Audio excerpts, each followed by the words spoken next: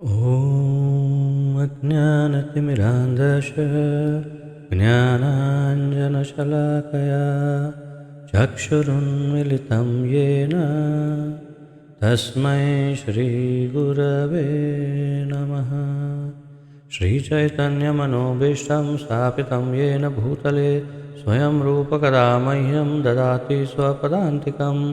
वन्देऽहं श्रीगुरु श्रीयुतपदकमलं श्रीगुरून् वैष्णवांश्च श्रीरूपं साग्रजातं सहगण रघुनाथान्वितं तं सजीवं साद्वैतं सावधूतं परिजनसहितं कृष्णचैतन्यदेवं श्रीराधाकृष्णपादान् सहगण ललिता श्रीविशाखान्वितांश्च।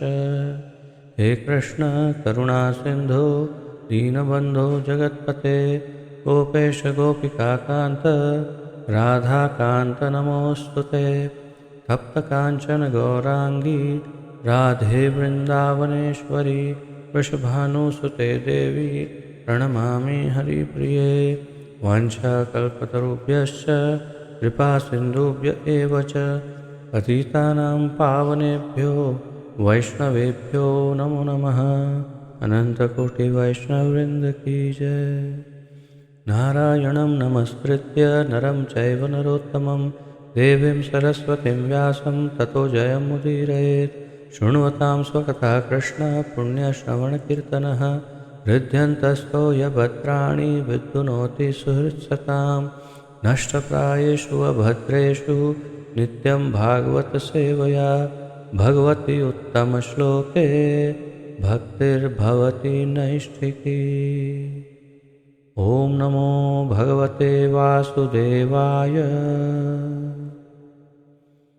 ॐ नमो भगवते वासुदेवाय। ॐ नमो भगवते वासुदेवाय। नमः ॐ विष्णुपादाय कृष्णप्रेष्ठाय भूतले श्रीमते जयपताका स्वामिन् इति नामिने। नमो आचार्यपादाय निताय कृपाप्रदायने गौरकथाधामदाय नगरग्रामतारिणे। नमः ॐ विष्णुपादाय कृष्णप्रेष्ठाय भूतले श्रीमते भक्तिवेदान्तस्वामिन् इति नामिने। नमस्ते सारस्वते देवे गौरवाणी प्रचारिणे निर्विशेषशून्यवादी पाश्चात्यदेशकारिणे। जय श्री कृष्ण चैतन्य प्रभु नित्यानंद श्री अद्वैत गदाधर श्रीवासादि गौर भक्तवृंद। हरे कृष्ण कृष्ण कृष्ण हरे हरे हरे राम राम राम हरे हरे। हरे कृष्ण कृष्ण कृष्ण हरे हरे हरे राम राम राम हरे हरे। हरे कृष्ण कृष्ण कृष्ण हरे हरे हरे राम राम राम हरे हरे।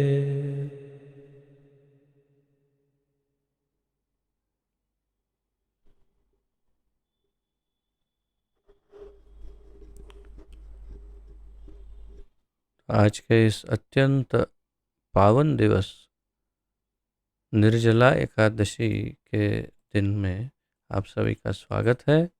और ये हमारी परीक्षा भी है और आनंद का विषय भी कि इतने शुभ अवसर पर हम आज सम्मिलित रूप से श्रीमद् भागवत महापुराण का अध्ययन करने जा रहे हैं।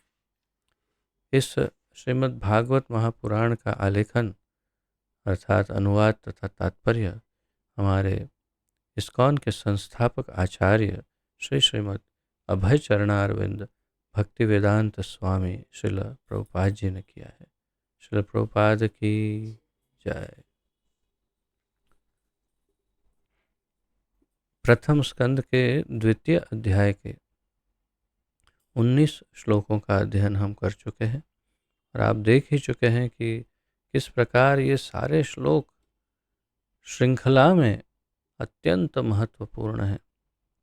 एक एक श्लोक अति महत्वपूर्ण है और हम एक एक के ऊपर एक एक दिन इस वर्ग का अध्ययन कर रहे हैं।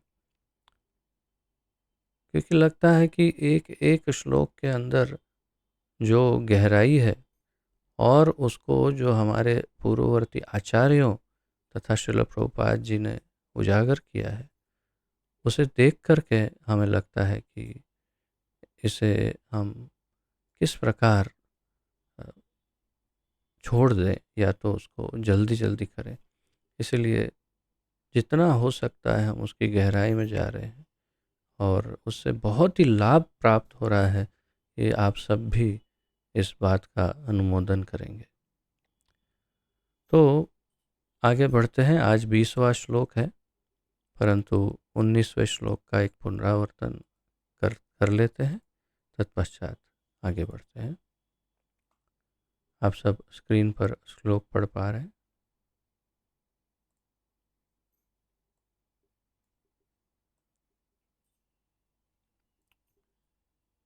कल देखा हमने 19वें श्लोक में,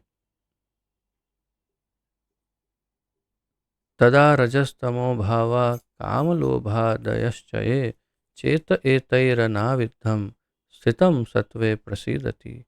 ज्यों ही हृदय में अटल प्रेमा भक्ति स्थापित हो जाती है, प्रकृति के रजोगुण तथा तमोगुण के प्रभाव जैसे काम, इच्छा तथा लोभ हृदय से लुप्त हो जाते हैं, तब भक्त सत्व गुण में स्थित होकर परम सुखी हो जाता है। तो मूल रूप से परम सुख प्राप्त करने का यदि कोई साधन ढूंढ रहा है, तो उसका उत्तर यहाँ पर है कि परम सुख कैसे प्राप्त हो सकता है। परम सुख इस प्रकार, जब आपके हृदय में, हमारे हृदय में शुद्ध भक्ति का प्रादुर्भाव होता है, तब अपने आप काम, इच्छा आदि जो भी रजो तमो गुण से उत्पन्न उसके प्रभाव हैं, वो नष्ट हो जाते हैं, अभद्रता नष्ट होती है तथा हम सत्व गुण में स्थित होकर के सुखी हो जाते हैं। और फिर प्रभुपाद जी बताते हैं वास्तव में विशुद्ध सत्व गुण की बात यहाँ पर हो रही है। विशुद्ध सत्व गुण में हम स्थित हो जाते हैं जैसे ही हमारे हृदय में भक्ति स्थापित होती है। तो भक्ति कैसे स्थापित होती है, उससे पूर्व श्लोक में देखा कि नित्यम भागवत सेवया, नित्य भागवत का पठन पाठन अध्ययन आदि श्रवण, और नित्य ही भागवत भक्तों की सेवा।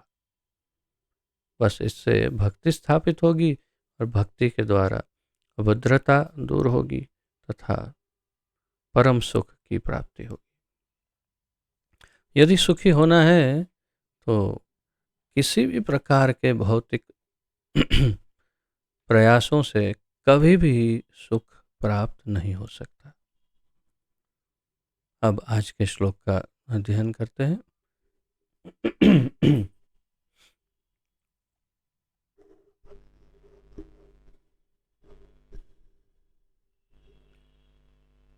एवं प्रसन्न मनसो भगवद्भक्ति योगतः भगवत्तत्त्वविज्ञानं मुक्तसंगस्य जायते।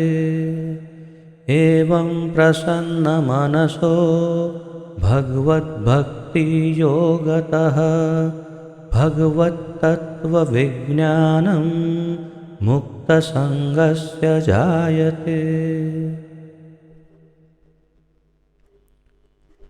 एवं प्रसन्न मनसो भगवत भक्ति योगतः भगवत तत्व विज्ञानम मुक्त संगस्य जायते।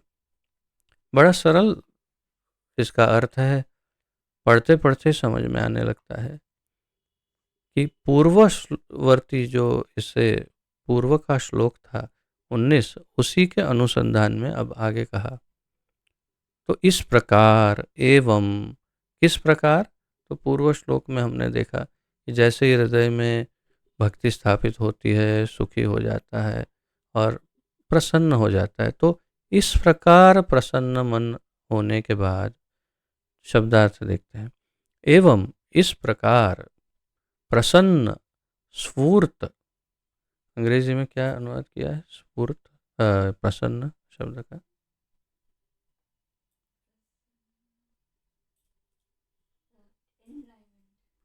इनलाइवंड, इनलाइवंड। प्रभुपाद जी बड़ा विशिष्ट शब्द यहाँ पर अंग्रेजी में उपयोग में ले रहे हैं, इनलेवंड या तो इनलाइवंड, जैसे उसका प्रोनाउंसिएशन अलग। तो उसका अर्थ है आनंद, केवल आनंद ही नहीं परंतु आनंद से इतना भरपूर हो जाता है व्यक्ति कि वो जी उठता है जिसे कहते हैं। तो आनंद से स्फुरित होकर के जी उठता है, या उमंग, उमंग एक अच्छा इसका समानार्थी शब्द है उमंग। तो यहाँ हिंदी में स्फूर्त, तो स्फूर्त होकर के उमंग से भर जाता है उसे प्रसन्न। तो एवं प्रसन्न मनसः, मन से भगवत भक्ति, भगवान की भक्ति के योगतः संपर्क से भगवत, भगवान का तत्व ज्ञान विज्ञानम, तत्व विज्ञानम अथवा अर्थात ज्ञान वैज्ञानिक। तो विज्ञानम का अनुवाद प्रभुपाद जी कर रहे हैं वैज्ञानिक। तो विज्ञान, विशेष ज्ञान, इसे विज्ञान कहते हैं, ज्ञान और विशेष ज्ञान। परंतु आज के आधुनिक अर्थ के अनुसार इसका अपभ्रंश हो चुका है। आज के अर्थ में विज्ञान का अर्थ जो है वो आधुनिक भौतिक ज्ञान को विज्ञान कहते हैं, परंतु वास्तविक विज्ञान शब्द का अर्थ जो है वो है विशेष ज्ञान अर्थात आध्यात्मिक ज्ञान। तो यहाँ प्रभुपाद जी ने उसका सरल अनुवाद किया वैज्ञानिक। मुक्त, मुक्त हुआ, संगस्य, संगति का, जायते हो जाता है। अनुवाद, इस प्रकार शुद्ध सत्व में स्थित होकर, तो पूर्व श्लोक में जो कहा उसी अनुसार इस प्रकार शुद्ध सत्व में या सत्व गुण में स्थित होकर जिस मनुष्य का मन भगवान की भक्ति के संसर्ग से प्रसन्न हो चुका होता है, उसे समस्त भौतिक संगति से मुक्त होने पर भगवान का सही या वास्तविक विज्ञान, वैज्ञानिक ज्ञान या विज्ञान तत्व प्राप्त होता है। तो प्रभुपाद जी बता रहे हैं इस प्रकार जब शुद्ध सत्व गुण में या सत्व गुण में जीव या भक्त विशेष रूप से स्थित हो जाता है, भगवान की भक्ति में स्थित होकर शुद्ध सत्व में स्थित हो जाता है, तो प्रसन्न हो जाता है। तो जो प्रसन्न हो जाता है तो फिर क्या होता है, तो जिस मनुष्य का मन भगवान की भक्ति के संसर्ग से प्रसन्न हो चुका, यहाँ कहा एवं प्रसन्न मनसो, यानी इस प्रकार मन जब प्रसन्न हो जाए, किस प्रकार, तो वो सब कुछ 19वें श्लोक में समझा दिया। इसलिए प्रभुपाद जी यहाँ इतना स्पष्ट कर रहे हैं कि भगवान की भक्ति के संपर्क में आकर के जो मन प्रसन्न हुआ है, अन्यथा हम जो भौतिक जगत में जितनी भी प्रसन्नता का अनुभव करते हैं, प्रभुपाद जी उसे बहुत ही सरल भाषा में समझाते हैं कि वो दुख का अनावरण मात्र है, वो सुख नहीं है। जिसे हम सुख या आनंद, प्रसन्नता समझते हैं, भौतिक दृष्टिकोण से वास्तव में वो दुख का अनावरण है। यही शब्दों का प्रयोग किया है प्रभुपाद जी।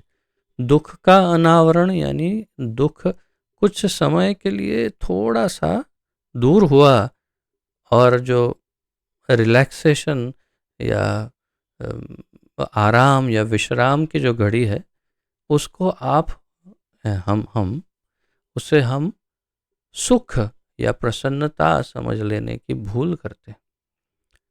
परंतु हमें वास्तविक दुखालयम ये दुखालय है, यहाँ हम सुख की अनुभूति कैसे कर सकते हैं? तो इसलिए भगवान की भक्ति से जो सुख उत्पन्न होता है वो वास्तविक सुख या प्रसन्नता है, जिसका अनुभव केवल एक भक्त को हो सकता। भक्त का अर्थ है जो संपूर्ण शरणागत हो भगवान का, जिसका रोम रोम भगवान के ऊपर निर्भर हो, भगवान की प्रसन्नता के विषय में सदैव विचार करता हो, अपने विषय में कभी कोई विचार नहीं करता हो। ऐसा शरणागत भक्त जो है वो मुक्त हो जाता है भगवान की भक्ति से और सदैव प्रसन्न हो जाता है। तो भगवान की भक्ति के संसर्ग से प्रसन्न हो चुका होता है, उसे समस्त भौतिक संगति से मुक्त होने पर भगवान का सही वैज्ञानिक ज्ञान या विज्ञान तत्व प्राप्त होता है। तो फिर भगवान देखते हैं कि अब तो ये मेरा हो चुका है, अब ये अपना नहीं रहा, अर्थात कि देह आत्मबुद्धि नहीं रही। अब ये अपने आप को शरीर नहीं मानता है, अब ये अपने शरीर के लिए, अपने अपनों के लिए, अपने समाज, शरीर को केंद्र में रखते हुए अब कुछ नहीं कर रहा है।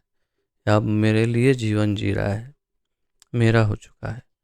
तब भगवान उसे उस वैज्ञानिक ज्ञान यानी कि भगवान के विशेष ज्ञान से अवगत करवाते हैं, उसे वो ज्ञान प्रदान करते हैं। आगे हम देखेंगे, प्रभुपाद जी भी चर्चा करें। हम पहले ही दसम अध्याय भगवद गीता के 10वें श्लोक में देख चुके हैं, ददामि बुद्धि योगम तम। तो तेषाम सतत युक्तानाम भजताम प्रीतिपूर्वकम ददामि बुद्धि योगम तम। तो जो इस तरह मेरा शुद्ध भक्त मुझ में स्थित हो जाता है, उसे मैं ये बुद्धि योग देता हूँ। कौन सा? विशेष ज्ञान, विज्ञान, वैज्ञानिक ज्ञान, विज्ञान तत्व, जैसे यहाँ पर अनुवाद में लिखा है, प्राप्त हो जाता है। और समस्त भौतिक संगति से मुक्त होने पर, ये बड़ा लंबा विषय है, इसकी चर्चा हम कई बार अलग अलग ढंग से तो कर ही चुके हैं, परंतु फिर भी यदि चर्चा को न्याय देना हो तो एक पूरा वर्ग बनता है इस पर कि भौतिक संगति से कैसे मुक्त, कौन सी संगति क्या क्या है। सबसे पहले शुरुआत देह आत्मबुद्धि, यानी मैं ये शरीर हूँ और मेरे शरीर, यानी मैं ही जब शरीर हूँ तो मैं सुखी कैसे रहूँ। वहाँ से लेकर के बस भौतिकता का जो भी उसकी जो ग्रंथियाँ हैं, वो सारी ग्रंथियों को भेदने की, अगले श्लोक में ग्रंथियों की बात है। तो वो ग्रंथियाँ जो है उसे भौतिक संगति कहते हैं। वो ग्रंथि बन जाती है, गांठ। भगवान का सही विज्ञान तभी प्राप्त होगा जब ये ग्रंथियाँ टूटेगी। तात्पर्य, भगवद गीता 7.3 7वें अध्याय के 3रे श्लोक में कहा गया है कि हजारों सामान्य मनुष्यों में से कोई एक भाग्यशाली होता है जो जीवन सिद्धि के लिए प्रयत्नशील होता है। मनुष्याणां सहस्रेषु कश्चिद् यतति सिद्धये यततामपि सिद्धानां कश्चिन्मां वेत्ति तत्वतः। 7.3, मनुष्यानां सहस्रेषु, हजारों मनुष्यों में से, कश्चिद् यतति सिद्धये, तो कोई एक सिद्धि के लिए, हजारों मनुष्यों में से कोई एक सिद्धि के लिए आगे बढ़ता है, प्रयत्न करता है सिद्ध होने के लिए, यानी आध्यात्मवादी बन जाता है वो, चाहे वो ज्ञान मार्गी हो, ध्यान मार्गी हो या भक्ति मार्गी हो, प्रयत्न करता है। यतताम अपि सिद्धानाम, और फिर वो जब सिद्ध, उसमें से ये सब सिद्ध हो गए अगर, ऐसे हजारों में से एक यदि कोई सिद्धि की तरफ बढ़ा और सिद्ध हो गया, तो ऐसे हजारों सिद्धों में से कोई एक कश्चिन माम वेत्ति तत्वतः, कोई एकाधा ही मुझे जान पाता है जैसे मैं हूँ, भगवान कहते। तो प्रभुपाद जी यही बता रहे हैं कि हजारों सामान्य मनुष्यों में से कोई एक भाग्यशाली होता है जो जीवन सिद्धि के लिए प्रयत्नशील होता है। अधिकांश लोग रजोगुण तथा तमोगुण से प्रेरित होते हैं और इस प्रकार वे काम, इच्छा, लोभ, अज्ञान तथा निद्रा में सदैव लिप्त रहते हैं। तो अधिकांश लोग जो सिद्ध नहीं होते, जो सिद्धि की तरफ नहीं बढ़ते, उनकी बात करते हुए प्रभुपाद जी बता रहे हैं वो क्या करते हैं। तो हमें ये प्रश्न अपने आप को पूछना चाहिए। आशा है आप सब सतर्क होकर सुन रहे हैं इस बात को। ध्यान से सुनिए, ये प्रश्न अपने आप को पूछिए। क्या अधिकांश लोग रजो तथा तमोगुण से प्रेरित होते हैं और इस प्रकार वे काम, इच्छा, लोभ, अज्ञानता तथा निद्रा और एक है आलस्य, जो पिछले श्लोक के तात्पर्य में देखा, में सदैव लिप्त रहते हैं। तो क्या हम अपने आप से पूछ सकते हैं, काम, इच्छाएं, लोभ, अज्ञानता, निद्रा और आलस्य और ऐसे ऐसे क्रोध, ऐसे भयानक तत्वों, भयानक दूषणों से ग्रस्त हैं जो तमो और रजोगुण से उत्पन्न हो रहे हैं। यदि हम इनमें से, इन सब से या किसी से, किसी एक से अगर ग्रसित हैं, पीड़ित हैं, तो फिर हम सिद्धि की ओर कहाँ हैं। जो सिद्धि की ओर आगे बढ़ रहा है वो इन सब से कम मुक्त होने का प्रयत्न तो अवश्य ही करता है। ऐसे अनेक मनुष्य, प्रभुपाद जी आगे कह रहे हैं, रूपी पशुओं में से कोई एक ऐसा वास्तविक रूप में मनुष्य होता है जो मानव जीवन की जिम्मेदारी को जानता है और निर्दिष्ट किए गए कर्तव्यों का पालन करते हुए जीवन को पूर्ण बनाने का प्रयास करता है।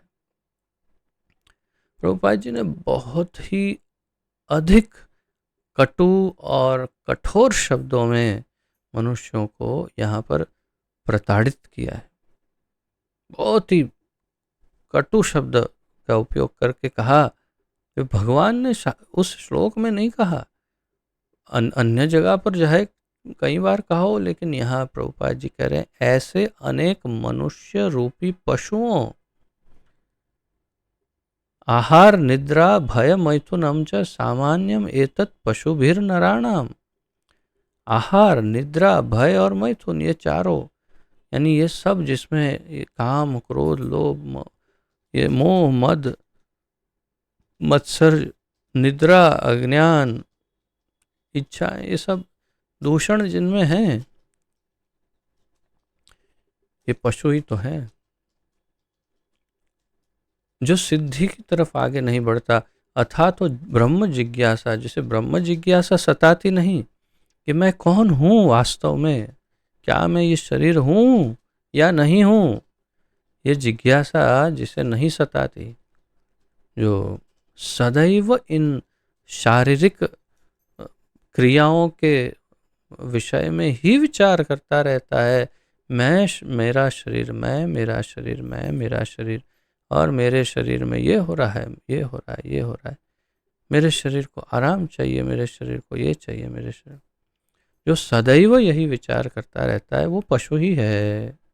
तो ऐसे अनेक मनुष्य रूपी पशुओं में से कोई एक ऐसा वास्तविक रूप में मनुष्य होता है जो मानव जीवन की जिम्मेदारी को जानता है और निर्दिष्ट किए गए कर्तव्यों का पालन करते हुए जीवन को पूर्ण बनाने का प्रयास करता है।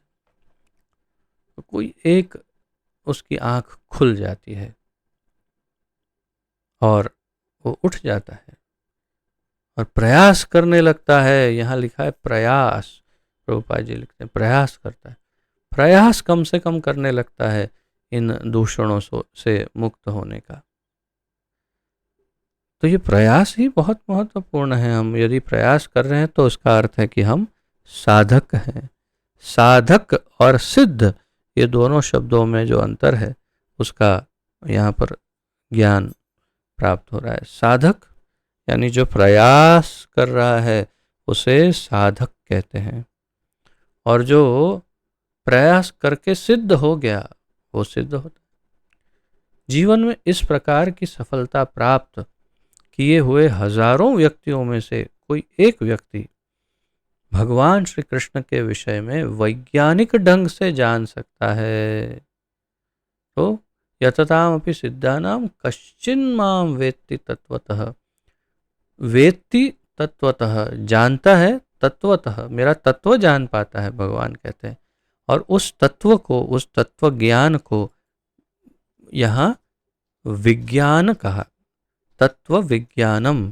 तो वो तत्व विज्ञान यानी भगवान के विषय में ज्ञान, वो कोई ही जान पाता है, कश्चित। जैसे अन्य श्लोक में भगवान कहते हैं बहुनाम जन्म नाम अंते ज्ञानवान माम प्रपद्यते वासुदेव। तो बहुत जन्म लेने के बाद एक ज्ञानी ये समझ पाता है कि वासुदेव सर्वमिति, भगवान कृष्ण सर्व सब कुछ है। भगवद गीता में 18वें अध्याय के 55वें श्लोक में कहा गया है कि श्री कृष्ण के विज्ञान को केवल भक्ति योग की प्रक्रिया के द्वारा ही जाना जा सकता है। ये बड़ा महत्वपूर्ण वाक्य है। इस श्लोक के विषय में मैं कल या परसों ही, शायद 1-2 दिन पूर्व ही आपको बता रहा था। 18.54 की चर्चा हमने की कल ही शायद, और 18.55 में भगवान कहते हैं भक्त्या माम अभिजानाति यावान्यश्चास्मि तत्वतः ततो माम तत्वतो ज्ञात्वा विशते तदनंतरम। भक्त्या माम अभिजानाति, केवल भक्ति योग के द्वारा ही मुझे जाना जा सकता है। भक्त्या माम अभिजानाति यावान्यश्चास्मि तत्व, ऐसा कोई दूसरा रास्ता नहीं है जिसके द्वारा मुझे जाना जा सके, भगवान कह रहे हैं। कोई दूसरा मार्ग, कोई दूसरा रास्ता, कोई दूसरा उपाय, कोई दूसरा योग नहीं है जिससे भगवान को जाना जा सके। केवल भक्ति योग के द्वारा ही भगवान को जाना जा सकता है, भगवान स्वयं कह रहे हैं स्पष्ट रूप से। और ततो माम तत्वतो ज्ञात्वा, जब मुझे एक बार जान लेता है तो क्या होता है, विशते तदनंतरम, यानी मुझ तक पहुंच जाता है, उस चिद आकाश में, वैकुंठ में प्रवेश कर जाता है। क्षमा करिए, ठीक इसी बात की उपर्युक्त श्लोक में पुष्टि हुई है। यही बात जो 18.55 में भगवद गीता में भगवान कह रहे हैं, यही बात इस श्लोक में भी कही गई है। जैसा कि हम अनुवाद में देख सकते हैं। कोई भी सामान्य व्यक्ति, यहाँ तक कि जिसने मानव जीवन में सफलता प्राप्त कर ली है, वह भी भगवान के विषय में सही या वैज्ञानिक ढंग से जान नहीं सकता। कोई सामान्य व्यक्ति हो, चाहे असामान्य या विशेष व्यक्ति हो, विशिष्ट किस प्रकार से, चाहे वो हो सकता है कोई बड़ा वैज्ञानिक हो, बहुत बड़ा पढ़ा लिखा व्यक्ति हो, IAS IPS कुछ हो, या कोई नेता देवता या ऐसा कुछ हो, या फिर वो ज्ञान योगी हो, ध्यान योगी हो, या कर्म योगी, उनकी तो बात ही नहीं, फिर भी कर्म योगी हो, ये कोई भी भगवान को नहीं जान सकते, वैज्ञानिक ढंग से नहीं जान सकते। ब्रह्म संहिता में उल्लेख है कि जो ज्ञानी या ध्यानी, विशेष रूप से ध्यानी, जो ध्यान के द्वारा भगवान के धाम में प्रवेश कर जाते हैं, अपने ध्यान की सिद्धि से भगवान के धाम में प्रवेश कर जाते हैं, वे भगवान के चरणों के अंगूठे के नाखून को स्पर्श करने का आभास करके बस वहीं रुक जाते हैं, और वहाँ नियुक्त जो वहाँ के अधिपति है वो उन्हें वहाँ से फेंक देते हैं, पुनः वापस फेंक देते हैं, लौटा देते हैं इस भौतिक संसार।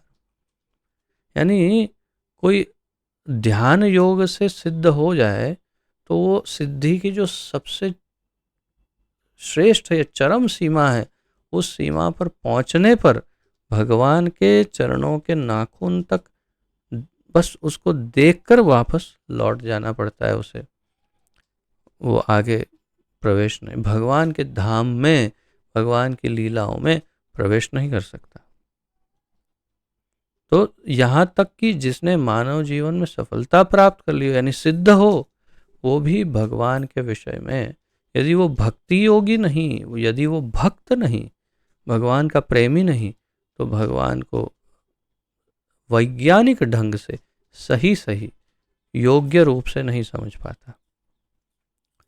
मानव जीवन में सिद्धि तभी प्राप्त होती है जब वह यह समझ लेता है कि वह पदार्थ का प्रतिफल नहीं अपितु आत्मा है। तो भगवान, एक मनुष्य जीवन में सिद्धि कब प्राप्त होती है, प्रश्न का सीधा उत्तर बेसिक, एकदम फंडामेंटल, यानी कि बिल्कुल जो पाया या तो जो मूल कहते हैं आध्यात्मिक विज्ञान का मूल, वो क्या है? जब वह यह समझ लेता है कि वह पदार्थ का प्रतिफल नहीं अपितु आत्मा है, यानी मैं ये शरीर नहीं हूँ, मैं एक जीवात्मा हूँ जिसने इस शरीर को एक आवरण की तरह, चादर की तरह ओढ़ रखा है। क्यों ओढ़ा है? और इसमें, इस शरीर में आने वाले सुख और दुख को क्यों भोग रहा हूँ? क्योंकि मैंने ऐसे कर्म किए हैं, इसीलिए उसके प्रतिफल स्वरूप मुझे ये शरीर मिला, ऐसा शरीर मिला जो इस प्रकार का है। मेरे ही कर्मों के कारण मुझे ऐसा शरीर मिला है और मैं अब उसका फल भोग रहा हूँ। परंतु मैं ये शरीर नहीं हूँ और इस शरीर के फल भोगने पर दूसरा शरीर मिल जाएगा। ये बिल्कुल मूल ज्ञान है, विज्ञान है। ये जो जानता है वो मानव जीवन की सिद्धि की ओर अग्रसर कहा जाता है। और जो ही वह यह समझ लेता है कि उसे पदार्थ से कुछ लेना देना नहीं, त्यों ही वह भौतिक लालसा त्याग देता है और आध्यात्मिक जीव के रूप में अनुप्राणित हो जाता है। अर्थात जैसे ही वो समझ लेता है कि मैं ये शरीर नहीं हूँ, मैं जीवात्मा हूँ, मैं आध्यात्मिक स्फुलिंग हूँ, मैं भगवान का अंश हूँ और इस भौतिक संसार में मुझे कुछ लेना देना नहीं है, ये भौतिक संसार मेरा वास्तविक घर नहीं है, मेरा वास्तविक घर भगवान का धाम है। जब वो ये समझ लेता है तो भौतिक लालसा त्याग देता है, भौतिक आकर्षण, इच्छाएं को छोड़ देता है और आध्यात्मिक जीव के रूप में अनुप्राणित हो जाता है। उसके अंदर वह चेतना का संचार हो जाता है, तब वो शांत और आनंदित हो जाता है। यह सफलता तभी मिलती है जब मनुष्य रजोगुण तथा तमोगुण से ऊपर उठ गया हो, या दूसरे शब्दों में जब वह योग्यता के आधार पर वास्तविक रूप में ब्राह्मण हो। प्रभुपाद जी यहाँ पर ब्राह्मण को उस अवस्था के साथ मिला रहे हैं। किस अवस्था में? जिस अवस्था में वो रजो तथा तमोगुण से परे है और स्वाभाविक है, लोभ, लालसा, कामना, इच्छाएं, क्रोध आदि, आलस्य आदि, प्रमाद, जो भी है वो सारे दुर्गुणों से दूर है, तब वो ब्राह्मण के रूप में जाना जाता है। यानी उसमें, ब्राह्मण में ये सारे गुण होते हैं। वो सत्व या तो विशुद्ध सत्व गुण में स्थित है और उन दूषणों से दूर है।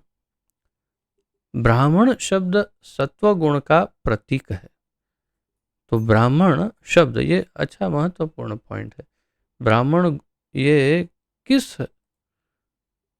शब्द किस गुण का प्रतीक है? इसे अगर गुणात्मक रूप से विभाजन किया जाए चारों वर्णों का, तो गुण 3 है, वर्ण 4 है।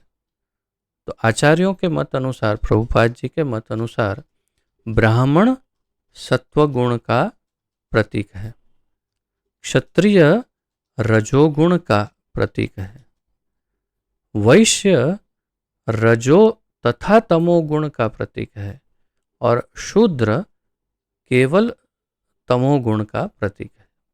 तो इस प्रकार ये 4 गुणों को,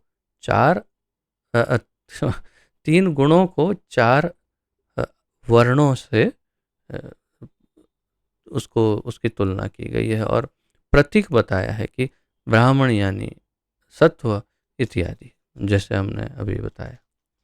अन्य सारे लोग जो सत्व गुण में नहीं है, वे या तो क्षत्रिय, वैश्य, शूद्र या शूद्रों से भी अधम होते हैं। जैसे शूद्र ये अंतिम वर्ण नहीं है, उससे निम्न कोटि में फिर किरात, हुण, पुलिंद, यवन आदि बहुत सारे अन्य वर्ण भी हैं। स्वपच, उत्तम गुणों के कारण ब्राह्मण अवस्था मनुष्य जीवन की सर्वोच्च अवस्था है। तो गुण उत्तम है, इसलिए ब्राह्मणत्व सर्वोच्च माना गया है, जन्म वाला नहीं। ये स्पष्ट होना चाहिए हमें अब तक कि यहाँ जन्म की कोई बात ही नहीं है। जन्म न जायते शूद्रः, तो जन्म से तो शूद्र ही उत्पन्न होता है जीव। अतः जब तक मनुष्य में कम से कम ब्राह्मण के गुण न हो, तब तक वह भक्त नहीं हो सकता। अब ये एक विशिष्ट, बहुत ही अद्भुत पॉइंट है ये। इसलिए जब तक मनुष्य में कम से कम ब्राह्मण के गुण न हो, यहाँ कोई ऐसी बात नहीं कही कि आपके पास जनेऊ है कि नहीं, यज्ञोपवित जनेऊ आपने धारण की है, आप ब्राह्मण कुल में जन्मे हैं कि नहीं, ऐसी कोई बात यहाँ नहीं है। जब तक उस मनुष्य में यानी हम में ब्राह्मण जैसे गुण न हो, तब तक हम भक्त नहीं हो सकते। ब्राह्मण के गुण भगवत गीता में भगवान समझाते हैं। सभी वर्णों के गुणों की चर्चा की है कि ये गुण होंगे तो ब्रह्म कर्म स्वभावजम, ऐसे करके कहते हैं भगवान कि उसमें इतने गुण होने चाहिए, उसमें आस्तिकता होनी चाहिए, उसमें शुद्धि होनी चाहिए, उसमें तो प्रभुपाद जी ने भी यहाँ बताया सत्व गुणी हो और तब वो ब्राह्मण हो, तब वो भक्त हो सकता है। लेकिन इसे ब्राह्मण दीक्षा के साथ कोई या जन्म के साथ कोई लेना देना नहीं है इस चर्चा में। भक्त अपने कर्म के कारण पहले से ब्राह्मण रहता है, किंतु यह उसकी चरम परिणति नहीं है। भक्त अपने कर्मों के कारण पहले से ही ब्राह्मण रहता है। ये चर्चा हमने पहले की है इससे पूर्व कि एक भक्त, एक वैष्णव पहले से ही ब्राह्मण रहता है। या ये कहिए कि जब ब्राह्मणत्व के गुण प्राप्त हुए तभी तो वैष्णव बन पाया, यानी उसे ब्राह्मण दीक्षा लेना वो अलग बात है, परंतु एक वैष्णव में, एक भक्त में ब्राह्मण के सारे गुण पहले ही है। तो भक्त अपने कर्म के कारण पहले ही ब्राह्मण रहता है, किंतु ये उसकी चरम परिणति नहीं है, अर्थात ये उसका कोई अंतिम ध्येय नहीं है ब्राह्मणत्व। जैसा अ, जैसा कि ऊपर कहा जा चुका है, ऐसे ब्राह्मण को वास्तव में दिव्य अवस्था प्राप्त करने के लिए वैष्णव होना चाहिए। तो वैष्णव होगा तभी वो ब्राह्मण, वास्तविक ब्राह्मण कहलाएगा। ब्रह्म जानाति इति ब्राह्मण, ब्रह्म को जानेगा, उसका विज्ञान जानेगा, तत्व विज्ञानम, उसका विज्ञान, भगवान का ज्ञान विज्ञान समझने लगेगा, तभी वो ब्राह्मण हो, तभी वो पूर्ण वैष्णव होगा। तो यहाँ पर प्रभुपाद जी इस बात को ब्राह्मणत्व, वैष्णवता, भक्त की परिपक्वता, ये सब सभी दृष्टिकोणों को एक साथ मिला करके एक ही साथ समझाने का प्रयत्न कर रहे हैं कि ब्राह्मण को आप देखिए, वैष्णव या फिर जो भक्त, यानी वैष्णव वैसे तो, लेकिन फिर भी यदि आप अलग माने तो शुद्ध भक्त, और उसमें क्या गुण हैं, उसे क्या प्राप्त होता है, ये सब चीज़ों को यहाँ पर बहुत ही अच्छे से विस्तरित करके हर एक पहलुओं को समझाया। तो ऐसे ब्राह्मण को वास्तव में दिव्य अवस्था प्राप्त करने के लिए वैष्णव होना चाहिए। जो वैष्णव होता है वो इस दिव्य अवस्था को शुद्ध सत्व और एवं प्रसन्न मनस हो, तो ऐसा प्रसन्न मन एक वैष्णव ही प्राप्त कर सकता है, अर्थात भगवान कृष्ण का समर्पित भक्त ही प्रसन्न मन प्राप्त कर सकता है। अन्यथा उद्वेग, चिंताएं और ग्लानि, दुख, वेदनाएं, परेशानियां, कष्ट भोगता ही रहता है। अगर वो भोग रहा है तो उसे तुरंत समझना चाहिए कि मैं दुखी तभी हो सकता हूँ जब मैं पूर्ण रूप से भगवान को समर्पित और शरणागत नहीं हूँ। मैं उनकी सेवा करने की इच्छा धारण नहीं करता हूँ अपने हृदय में, इसीलिए मुझे दुख आ रहा है। यदि मैं संपूर्ण रूप से भगवान का शरणागत और समर्पित भक्त हो जाऊंगा, तब ये दुख नहीं आएगा, और ये करके ही देखने वाली बात है, तभी प्रसन्न मन प्राप्त हो सकता है। शुद्ध वैष्णव मुक्त आत्मा होता है और ब्राह्मण पद से भी ऊपर होता है। शुद्ध वैष्णव मुक्त आत्मा, मुक्त आत्मा होता है और ब्राह्मण पद से ऊपर होता है। भौतिक अवस्था में ब्राह्मण भी बद्ध जीव होता है, क्योंकि ब्राह्मण अवस्था में ब्रह्म बोध तो होता है, किंतु परमेश्वर के विज्ञान का अभाव रहता है। भौतिक अवस्था में जो ब्राह्मण होते हैं सामान्य रूप से वो बद्ध होते हैं, मुक्त नहीं होता है। ब्राह्मण ब्राह्मण होने से मुक्त हो गया ये कहना संपूर्ण अनुचित है, परंतु वास्तविक ब्राह्मण वो है जो ब्रह्म को जानता है। लेकिन ब्रह्म को जानना भी परम स्तर नहीं है, परम अवस्था नहीं है। ब्रह्म के साथ जुड़ना और उसकी सेवा करना, यानी कि भगवान का भक्त होना, उनकी सेवा करना, ये परम अवस्था है। तो ब्रह्म बोध तो हो जाता है उसे, यानी ब्रह्म ज्ञान हो जाता है, लेकिन परमेश्वर के विज्ञान का अभाव रहता है, उसे भगवान का विज्ञान नहीं प्राप्त हो सकता है। तब वो ये तो कह सकता है सो हम अहम ब्रह्मास्मि तत्वमसि चिदानंद रूप शिवोहम शिवोहम, ऐसा कुछ कह सकता है, परंतु वो भगवान कौन है, क्या वो व्यक्ति है, उनके साथ मेरा क्या संबंध है, मैं कैसे उनके साथ आदान प्रदान कर सकता, ये ज्ञान नहीं होता है ब्राह्मण स्तर पर।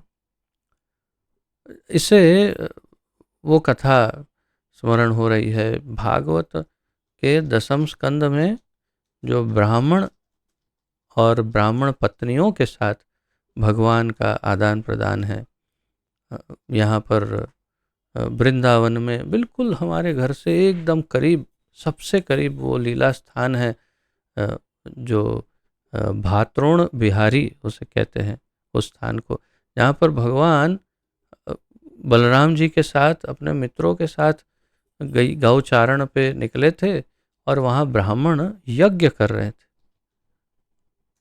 तो भगवान ने उनकी परीक्षा ली। सारे यज्ञ तो भगवान स्वयं ही यज्ञ है और यज्ञ के वास्तविक भोक्तारम यज्ञ तपसाम सर्वलोक महेश्वरम। तो सभी यज्ञों के भोक्ता भगवान है। वे देखना चाहते थे कि इन लोगों को ज्ञान है कि नहीं। ब्राह्मणों को उनके पास भेजा, मित्रों को, जाइए थोड़ा सा भात यानी या कुछ भोग प्रसाद कुछ मंगवाइए। ब्राह्मणों ने डांट के भगा दिया, जानते नहीं हो ये सब तो यज्ञ में अर्पण करने के लिए भोग है, इसमें से हम आप लोगों को कैसे दे सकते। बोले कृष्ण ने मंगवाया। कृष्ण ने तो क्या हो गया, कौन है वो, भागो यहाँ से, वो तो एक ग्वाला है। और फिर ब्राह्मण पत्नियों के पास भेजा तो ब्राह्मण पत्नियों ने कहा कि हम सब कुछ तो दे रही है पर हम भी चल रही है, हम भी ये घर बार छोड़ करके हम बस आपके साथ आ जाएंगी। ये सब संसार माया जाल है, आप ही तो सबके स्वामी हैं, आप भगवान हैं और आपके लिए ही तो ये सब कुछ है। तो वास्तविक ज्ञानी ब्राह्मण पत्नियां थी और ब्राह्मण जो थे वो जैसे इस यहाँ पर जो अवस्था बताई है उस अवस्था में थे। यानी ब्रह्मबोध तो था परंतु भगवान को पहचानते नहीं थे कि ये वही साक्षात ब्रह्म हैं जो मेरे द्वार आए हैं मांगने के लिए, जो मुझे दे रहे हैं वो मुझसे मांग रहे हैं। ये जान नहीं पाए ब्राह्मण, इसलिए फेल हो गए। और ब्राह्मण पत्नियां सरल थी परंतु शुद्ध भक्ति उनके हृदय में थी, तो इसलिए तर गई, वो भगवान को समर्पित हो गई।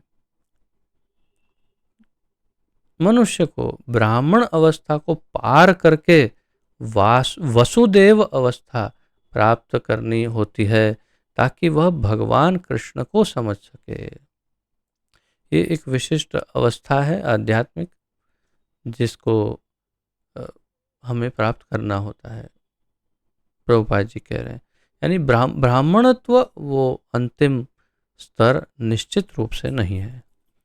परमेश्वर का विज्ञान या भगवत तत्व विज्ञानम, भगवत तत्व विज्ञानम या भगवत तत्व आध्यात्मिकता के स्नातकोत्तर छात्रों के अध्ययन का विषय है। परमेश्वर का जो ज्ञान है, भगवान का जो तत्व है कि भगवान कौन है, कैसे दिखते हैं, कहाँ रहते हैं, क्या खाते पीते हैं, बोलते चालते हैं, क्या करते हैं, उनके लक्षण क्या है, गुण क्या है इत्यादि, वो सब जो है वो भगवत तत्व का विज्ञान माना गया है। तो परमेश्वर का जो विज्ञान है वो आध्यात्मिकता के स्नातक उत्तर छात्रों को, इंग्लिश में क्या लिखा है प्रभुपाद जी ने, post graduate studies students, okay, छात्रों को। तो आध्यात्मिकता का पोस्ट ग्रेजुएशन, यानी एक तो होता है आपकी स्कूल के बाद आप कॉलेज में जाते हैं, वहाँ ग्रेजुएट होते हैं, ग्रेजुएट के बाद आप पोस्ट ग्रेजुएशन मास्टर डिग्री करते हैं, MA, MSc इत्यादि, MBA इत्यादि।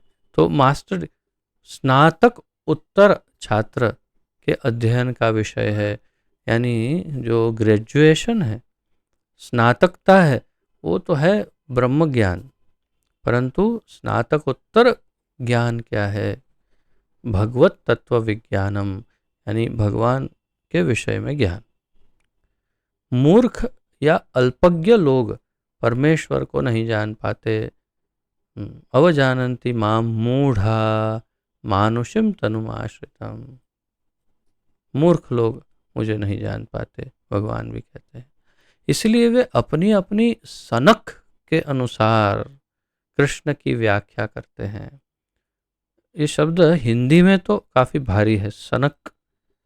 तो अपनी अपनी स्वयं की बुद्धि के अनुसार, यानी कि दुर्बुद्धि के अनुसार, तो भगवान की व्याख्या करते हैं अपनी अपनी अल्प बुद्धि, दुर्बुद्धि या अपनी अपनी सनक, यानी एक प्रकार से पागलपन की तरह वो व्याख्या करते हैं भगवान की।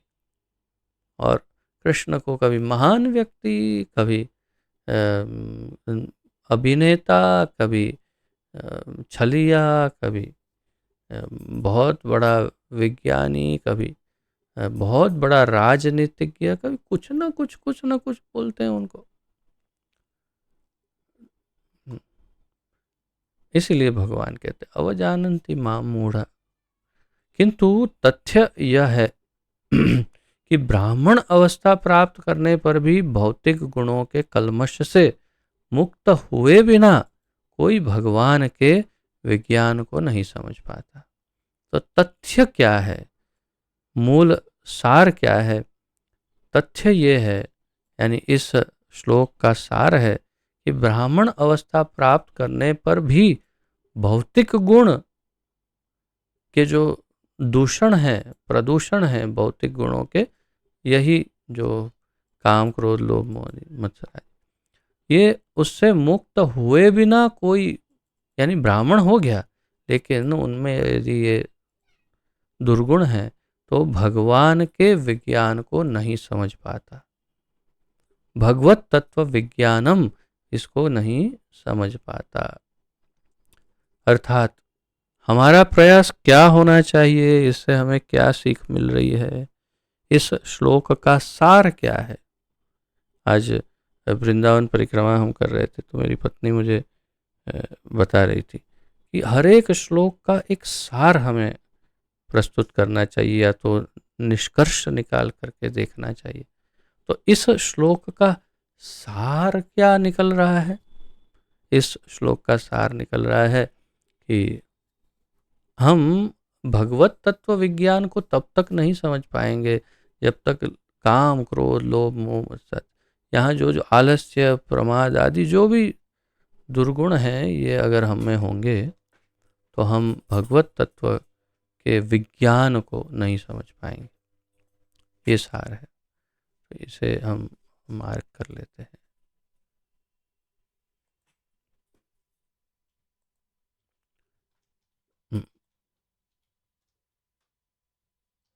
जब योग्य ब्राह्मण यथार्थ रूप में वैष्णव बन जाता है तो वह मुक्ति की प्रबुद्धावस्था में यह जान पाता है कि वास्तव में भगवान क्या है। तो पूरा ही बहुत ही महत्वपूर्ण। तो योग्य ब्राह्मण, पहले तो ब्राह्मण जैसे गुण प्राप्त हो गए और फिर वो वैष्णव बनता है, तब वो मुक्ति की प्रबुद्ध अवस्था में, प्रबुद्ध अवस्था अत्यंत उन्नत अवस्था मुक्ति की, उसमें फिर वो जानना प्रारंभ करता है या जान पाता है कि भगवान क्या है। तो ये इसका सार है आज के इस श्लोक का। अवश्य ही इसे मार्क करिएगा और नोट करिएगा। अब अगले श्लोक की ओर आगे बढ़ते हैं।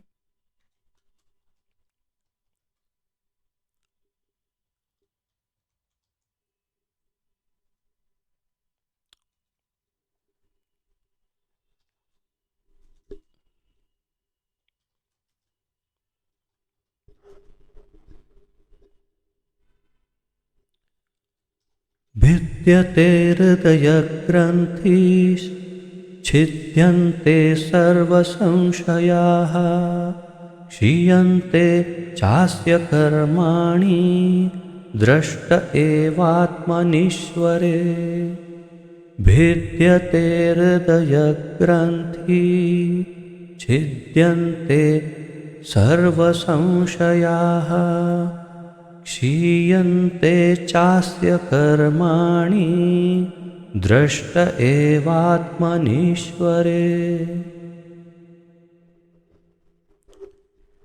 भिद्यन्ते हृदयग्रन्थिः छिद्यन्ते सर्वसंशयाः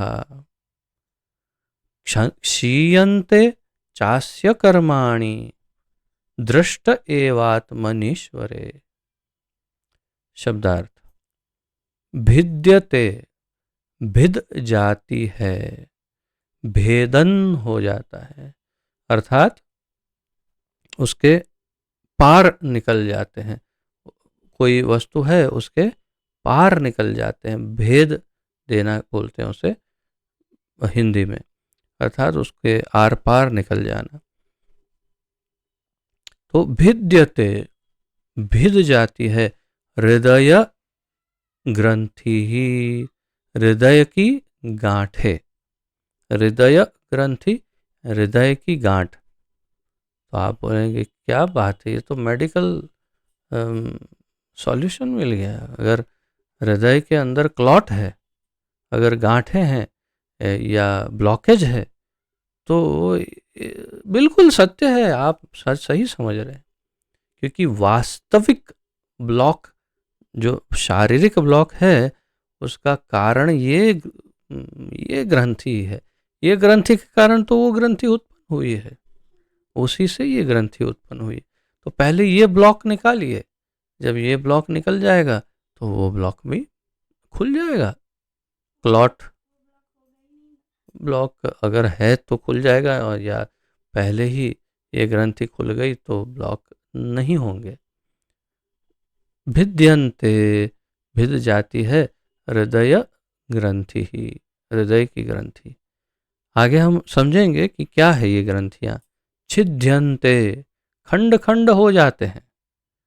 भिद्यन्ते, भिद्यते, छिद्यन्ते, ये दोनों शब्दों को आप देखिए, भिद्यते, छिद्यन्ते, खंड खंड हो जाते हैं।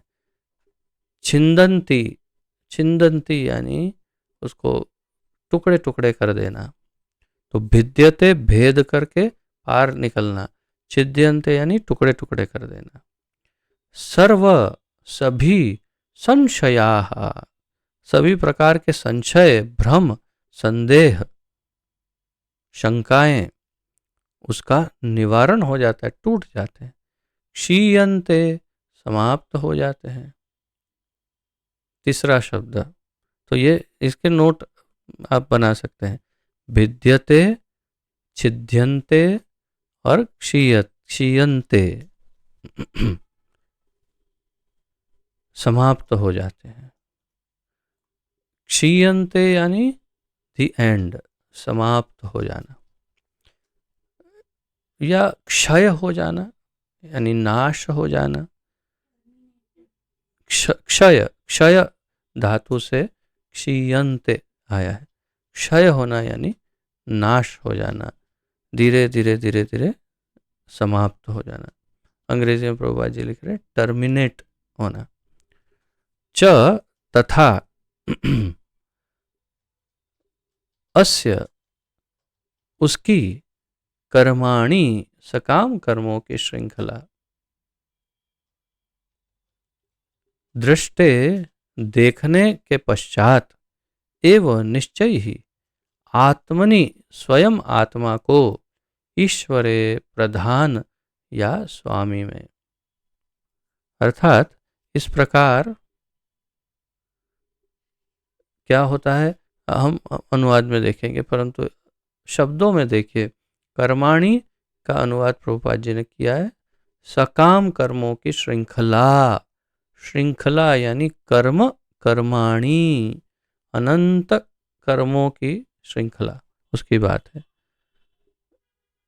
और आत्मनि, स्वयं आत्मा को, ईश्वरे, प्रधान या स्वामी समझने से। अब अनुवाद देखते हैं।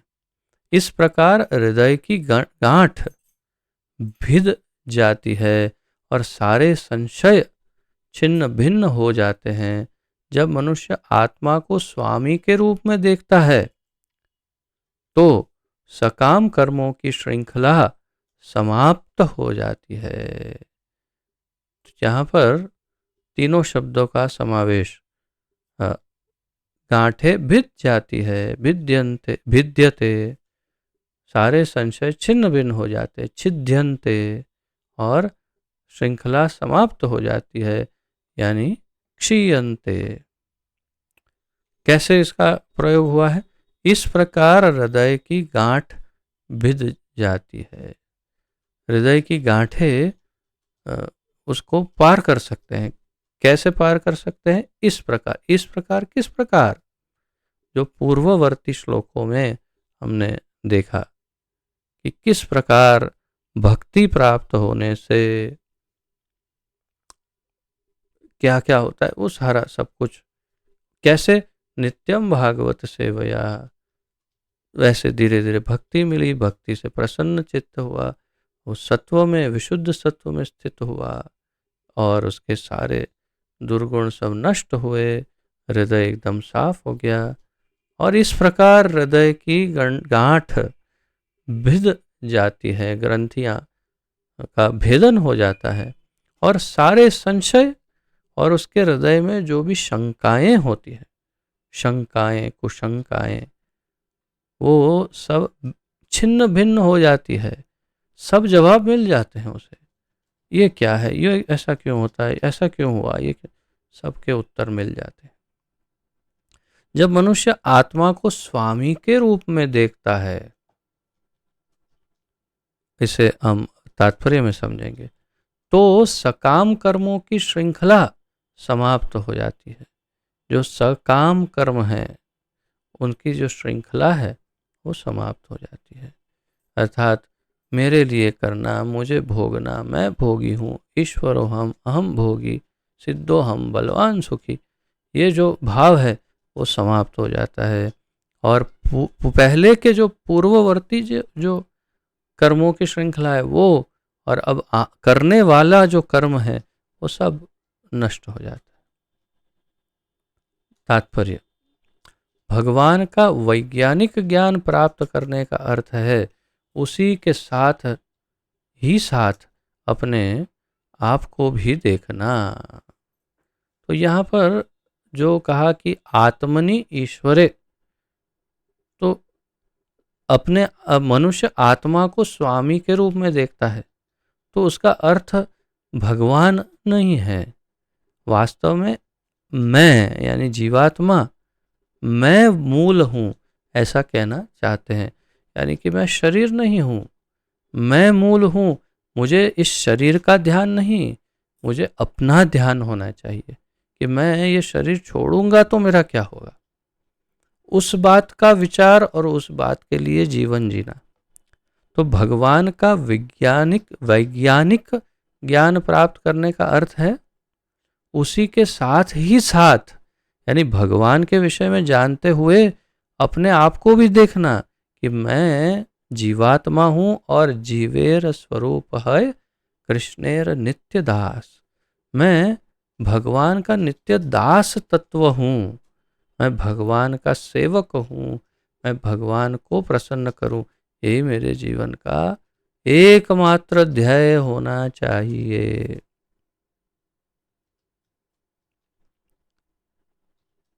ये इस दृष्टिकोण से यदि हम देखते हैं अपने आप को, तो भगवान का विज्ञान जो है वो पूर्ण होता है।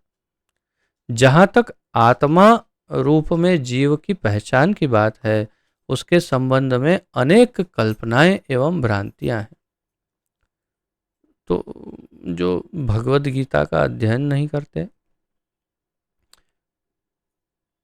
जो हमारे सनातन धर्म को नहीं मानते, सनातन धर्म के ग्रंथों का विशेष रूप से भगवद गीता भागवत का अध्ययन नहीं करते, उन्हें ये कभी भी समझ में नहीं आता कि मैं कौन हूँ। और यदि ये कोई कह दे कि आत्मा, तो आत्मा क्या है, वो कल्पना और भ्रांतियों के द्वारा ही वो सोचता रहता है। भौतिकवादी लोग तो आत्मा के अस्तित्व को ही नहीं मानते और अनुभव मूलक दार्शनिक आत्मा को बिना स्वरूप वाले निर्विशेष रूप में मानते हैं। दोनों बातें कही। भौतिकवादी लोग जो वैज्ञानिक हैं, जो विज्ञान को मानने वाले, वे आत्मा जैसा कुछ है ही नहीं, क्या आत्मा है, मैं ही आत्मा हूँ, यानी शरीर ही आत्मा है, ऐसा कहते हैं। उन्हें आत्मा का कोई ज्ञान नहीं। और जो आध्यात्मिक लोग हैं, अनुभव मूलक दार्शनिक, अनुभव के द्वारा जो दर्शन यानी कि ज्ञान मार्गी, उनके लिए आत्मा बिना स्वरूप वाला निर्विशेष रूप है। यानी आत्मा तो ब्रह्म है, सर्वव्यापी है, ऐसा स्पष्ट रूप से लिखते हैं, सर्वव्यापी आत्मा हूं मैं। किंतु अध्यात्मवादी इस बात की पुष्टि करते हैं कि आत्मा तथा परमात्मा दो विभिन्न सत्ताएं हैं जो गुणवत्ता में एक समान है किंतु परिमाण में भिन्न भिन्न है। तो मेरे विचार से यहाँ पर इंग्लिश में ये सेंटेंस में क्या लिखते हैं प्रभुपाद जी? हाँ, द ट्रांसेंडेंटलिस्ट। तो यहाँ प्रभुपाद जी वास्तव में भक्त की बात करना चाहते हैं। अध्यात्मवादी में अन्य भी आ जाते हैं, लेकिन यहाँ कहना प्रभुपाद जी चाहते हैं भक्त। तो एक अध्यात्मवादी यानी एक भक्त इस बात की पुष्टि करता है कि आत्मा और परमात्मा दो विभिन्न सत्ताएं हैं। यानी भक्ति योगी की बात है यहाँ, जो आत्मा और परमात्मा को अलग मानता है और गुणवत्ता में एक होने के बावजूद परिमाण में, साइज में या क्वांटिटी में, अर्थात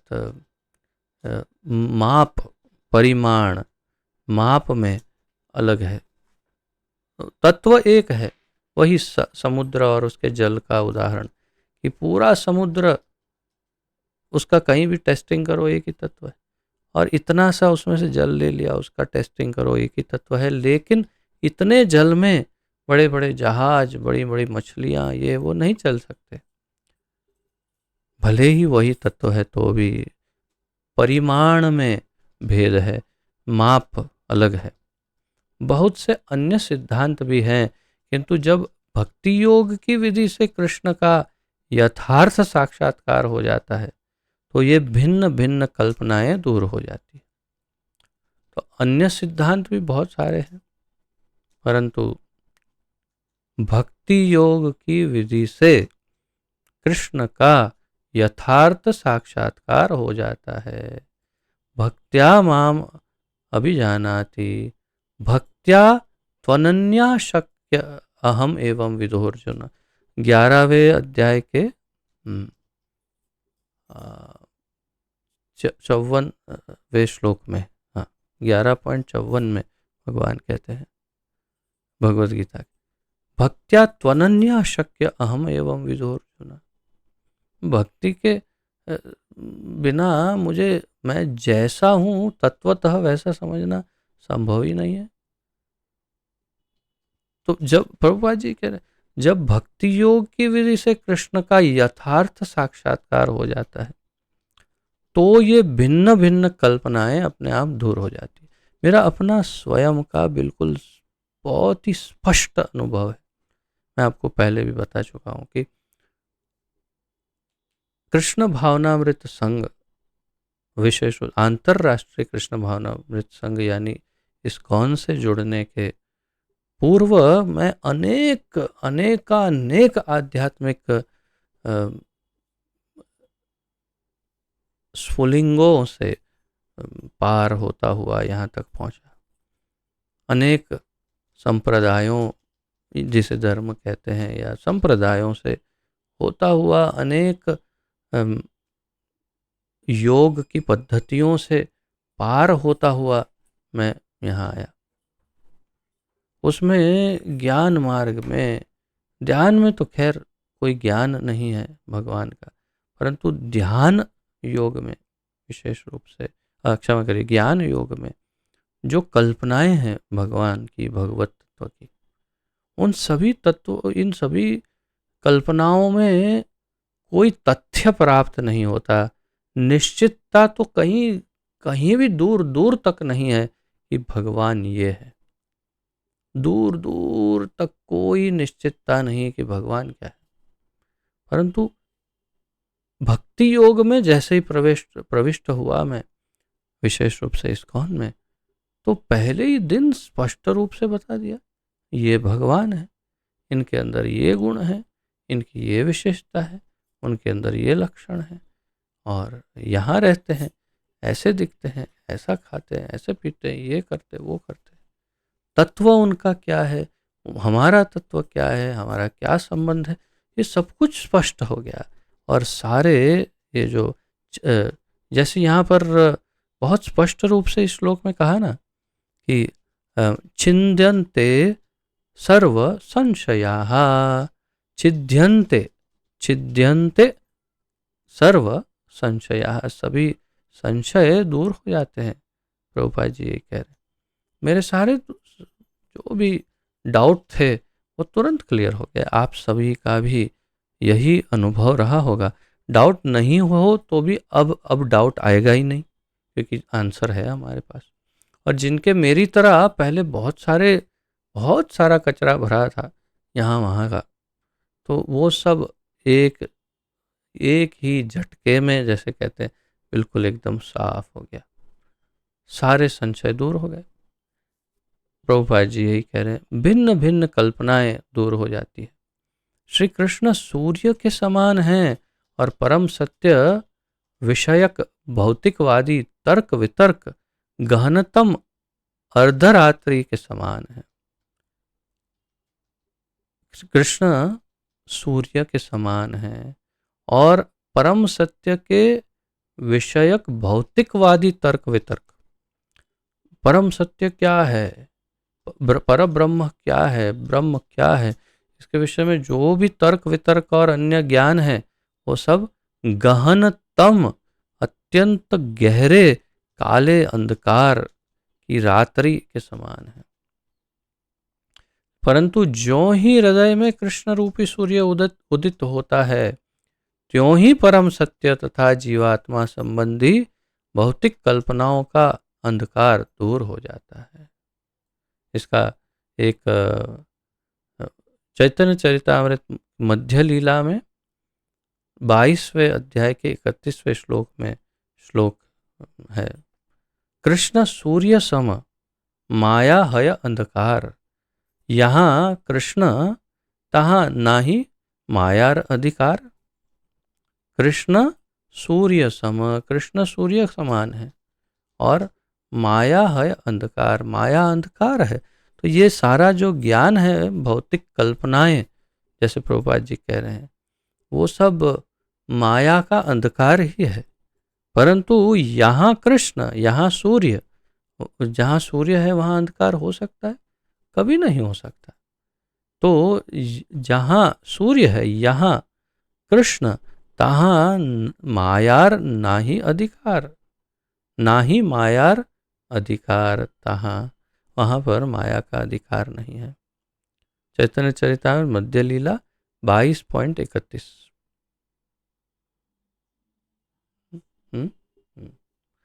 तो यही बात प्रभुपाद जी यहाँ कह रहे हैं कि जो ही हृदय में कृष्ण रूपी सूर्य उदित होता है, जैसे ही कृष्ण की शुद्ध भक्ति, संपूर्ण समर्पण जागृत होता है हृदय में, त्यों ही परम सत्य तथा जीवात्मा संबंधी भौतिक कल्पनाओं का अंधकार दूर हो जाता है। सूर्य की उपस्थिति में अंधकार नहीं रह सकता और अज्ञान के अंधकार में छिपा सापेक्ष सत्य परमात्मा रूप में सबके हृदय में वास करने वाले कृष्ण की कृपा से स्पष्ट रूप से प्रकट हो जाता है। कैसे प्रकट होता है? परमात्मा के माध्यम से। परमात्मा हेल्प करते हैं। चैत्य गुरु, हमारे चैत्य गुरु महाराज जो हैं हृदय के, वे हेल्प करते हैं। वही ददामि बुद्धि योगम तम ये न माम उपयांति ते। 10.10 भगवत गीता। सूर्य की उपस्थिति में अंधकार नहीं हो सकता, वैसे ही अंधकार में छिपा सापेक्ष सत्य इस भौतिकवादी माया के और विभिन्न तर्क वितर्क के अंधकार में छुपा हुआ वास्तविक सत्य जो है वो परमात्मा रूप में सबके हृदय में वास करने वाले कृष्ण की कृपा से स्पष्ट रूप से प्रकट हो जाता है। लेकिन ऐसे ऐसे ही नहीं, जब उसका समर्पण हो हमारा उनके प्रति, जब संपूर्ण शरणागति हो, तो परमात्मा तो हृदय में बैठे ही हैं। आप सब अब तो निश्चित रूप से जानते हैं। और वो परमात्मा क्या करते हैं? उपद्रष्टा अनुमंत, देखते रहते हैं क्या कर रहा है ये मूर्ख। और जब देखते हैं कि ये वास्तव में अब मेरा शरणागत हो गया है, तब फिर वो ज्ञान को रिलीज करते हैं, छोड़ते हैं अंदर से उस ज्ञान को, अपने विषयक ज्ञान को प्रदान करते हैं। भगवत गीता 10.11 में भगवान कहते हैं कि अपने शुद्ध भक्तों पर विशेष अनुग्रह करने के लिए भगवान स्वयं अपने भक्त के हृदय में शुद्ध ज्ञान का प्रकाश उत्पन्न करके सारे संशयों के गहन अंधकार को दूर करते हैं। तो हमने 10.10 को तो देखा था। 10.10 में कहा तेषाम सतत युक्तानाम भजताम प्रीतिपूर्वकम। तो जो मेरा जो शुद्ध भक्त है उसे मैं क्या करता हूँ? ददामि बुद्धि योगम तम ये न माम उपयांति। तो मैं उसे बुद्धि योग देता हूँ। फिर उसके पश्चात जो 11वां श्लोक है उसमें कहते हैं तेषाम एवानुकंपार्थम अहमज्ञानजम तमः नाशयामि आत्मभावस्तो ज्ञान रूपेण भास्वता। तेषाम एवानुकंपार्थम, प्रभुपाद जी कह रहे वे विशेष अनुग्रह करते हैं अपने भक्तों पर। देखिए ये कोई यदि बुद्धिमान होगा, मैंने बहुत ज्ञानियों को देखा है कि जो भगवत गीता का अध्ययन करते हैं, लेकिन भगवत गीता का अध्ययन करके भी महामूर्ख के महामूर्ख रह जाते हैं, क्योंकि इनके हृदयों में कामना का निवास है, वासनाएं भरी हैं कि या तो मैं सिद्ध हो जाऊंगा, या तो मैं ज्ञानी हो जाऊंगा, या मैं मोक्ष प्राप्त करके भगवान बन जाऊंगा। ऐसे दूषण भरे हैं हृदय में, इसलिए भगवत गीता का अध्ययन करते हुए भी नहीं समझ पाते। यहाँ इतना स्पष्ट तो कहा है कि तेषाम एवानुकंपार्थम, वो ऐसे भक्त के ऊपर मैं अनुकंपा करता हूँ, कृपा करता हूँ, विशेष अनुग्रह करता हूँ। और अहम अज्ञानजम तमः, ऐसे अज्ञान रूपी महाभयानक अंधकार को मैं क्या करता हूँ? नाशयामी, मैं उसका विनाश करता हूँ। आत्मभावस्थो, मैं उसके हृदय में बैठा हूँ परमात्मा रूप में, उसके हृदय में और उसके हृदय में बैठे हुए उस अंधकार को मैं हृदय में ही बैठे बैठे उस विद्युनोति सुहृद सताम, जैसे कहा हृदयंतस्तो यह अभद्राणी विद्युनोति, हृदय में बैठे हुए उस काले अंधकार को, मैल को हृदय में बैठे बैठे ही मैं धो देता हूँ, उस मेरे भक्त का हृदय साफ करता हूँ। तो पहला लक्षण है भक्त बनना। और ये न माम उपयांति ते, जिससे वो मेरे पास आ सके। अतएव भगवान द्वारा भक्त के हृदय को प्रकाशित करने का दायित्व अपने ऊपर लेने के कारण जो भक्त उनकी दिव्य प्रेमा भक्ति में लगा होता है, वह अंधकार में नहीं रह सकता। ये भी बड़ा महत्वपूर्ण है। कौन अंधकार में नहीं रह सकता? जो भक्त के हृदय को प्रकाशित करने का, भगवान द्वारा भक्त के हृदय को प्रकाशित करने का दायित्व अपने ऊपर लेने के कारण भगवान ने ये जिम्मेदारी उनके पास रखी।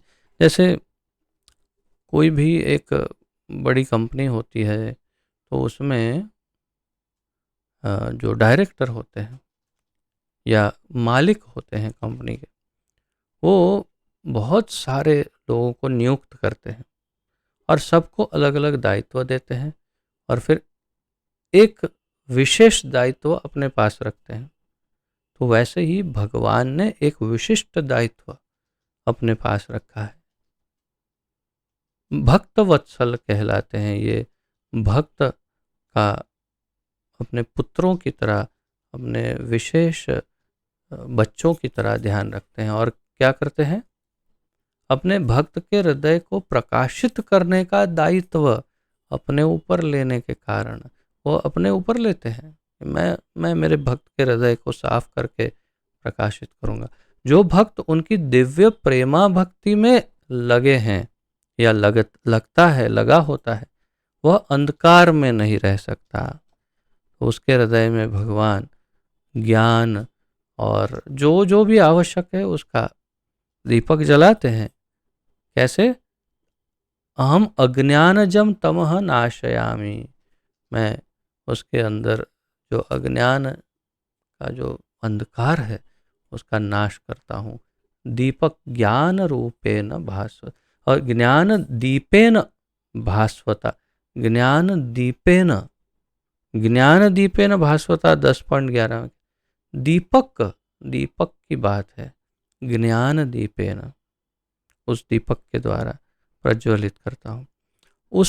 उसे परम एवं सापेक्ष सत्य के विषय में सब कुछ ज्ञात होता रहता है और उसे सब समझ में आता है उसको, क्या सत्य क्या है, क्या है। भक्त कभी भी अंधकार में नहीं रह सकता और चूंकि भगवान द्वारा उसे प्रकाश प्राप्त होता है, ज्ञान दीपेन भास्वता, अतएव उसका ज्ञान निश्चय ही पूर्ण होता है। तो वो, क्योंकि भगवान के द्वारा वो दीपक जलाया है, ज्ञान का दीपक, तो अंधकार रह ही नहीं सकता और इसलिए उसे उसका ज्ञान निश्चय ही पूर्ण होता है। भक्त का ज्ञान पूर्ण होता है। ज्ञानी का ज्ञान पूर्ण नहीं होता है, भक्त का ज्ञान पूर्ण होता है। ये बड़ी विशेष बात है। मुझे स्मरण हो रहा है कि जैसे बहुत ही विशिष्ट कृष्ण भक्त हुए इस संसार में। महाराष्ट्र में एक बहुत ही अद्भुत भक्त हुई जनाबाई। जनाबाई मूल रूप से एक दासी थी। उनके गुरु थे नामदेव, जो बड़े उत्तम भक्त थे। भगवान उनके साथ प्रत्यक्ष होते थे और जनाबाई उनके घर में दासी के रूप में निवास करती थी, सेविका थी, संपूर्ण रूप से अनपढ़ थी। परंतु साक्षात भगवान विठ्ठल उनके साथ हर प्रकार से उनकी सहायता करने के लिए आते थे। कभी चक्की पीसने, कभी गाय चराने, कभी गोबर बनाने, बर्तन घिसने, सब में हेल्प करते थे भगवान। उनके साथ साथ ही रहते थे भगवान ठाकुर जी।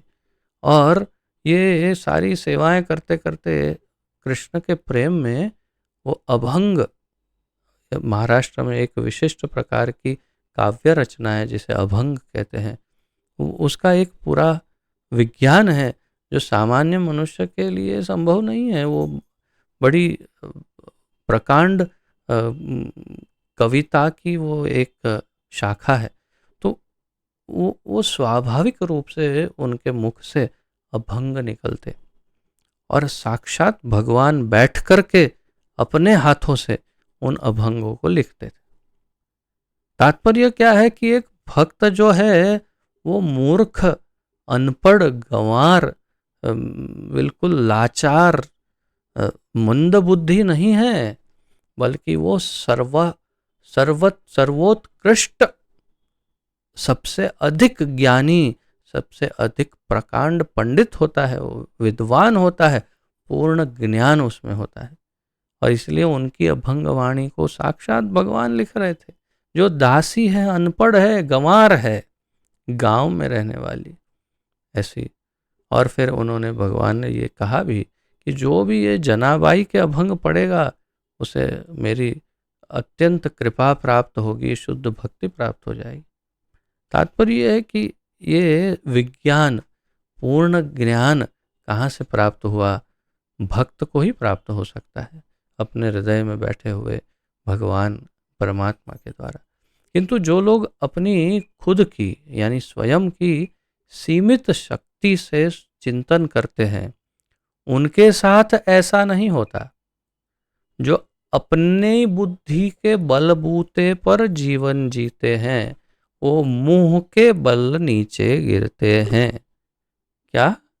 जो अपनी स्वयं की बुद्धि के बलबूते पर जीवन जीते हैं, वो मुंह के बल औंधे जमीन पे इस काले अंधकार में गिरते हैं और अपना मुंह काला करते हैं।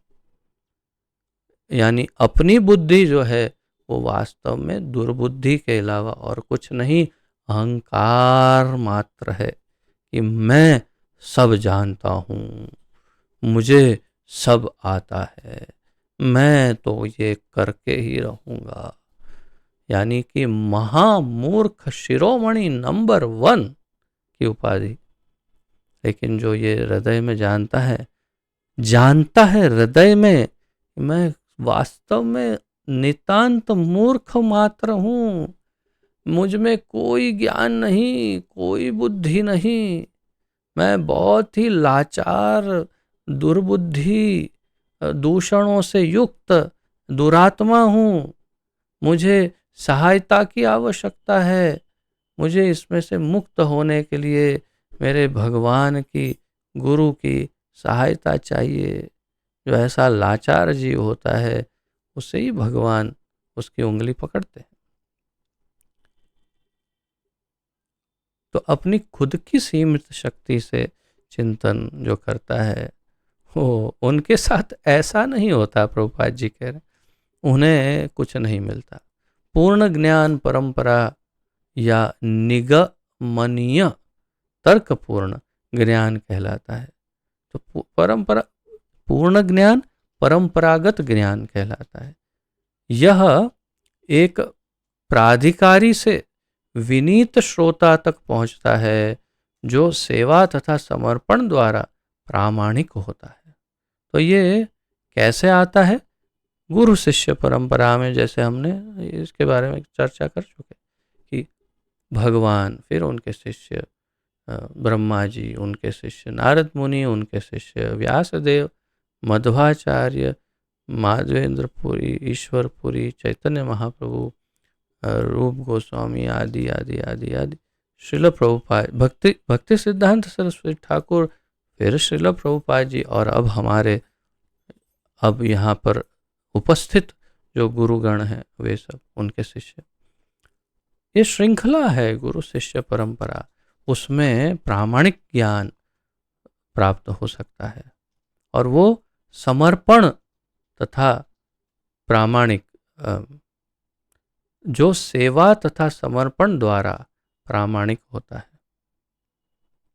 सेवा और समर्पण, तत्विधि प्रणिपातेन परिप्रश्नेन सेवया। इसमें समर्पण है तभी, और सेवा है तभी वो ज्ञान मिलता है। ऐसा नहीं है कि कोई परमेश्वर के प्रमाण को चुनौती भी दे और उन्हें जान भी ले। प्रभुपाद जी कह रहे हैं, कोई पूछे कौन है भगवान, कहाँ है भगवान, दिखाओ। अच्छा ये है भगवान, हाँ समझ गया, चलो जाओ जाओ अपना काम करो। ऐसा चुनौती वाला जो जीव है, वो कभी कभी भगवान को नहीं समझ सकता कि चुनौती भी दे रहा है और भगवान को जान भी लेगा। भगवान बोले, एक मिनट रुको, चुनौती मत दो, मैं दिखाता हूँ मैं कौन। ऐसा नहीं होगा।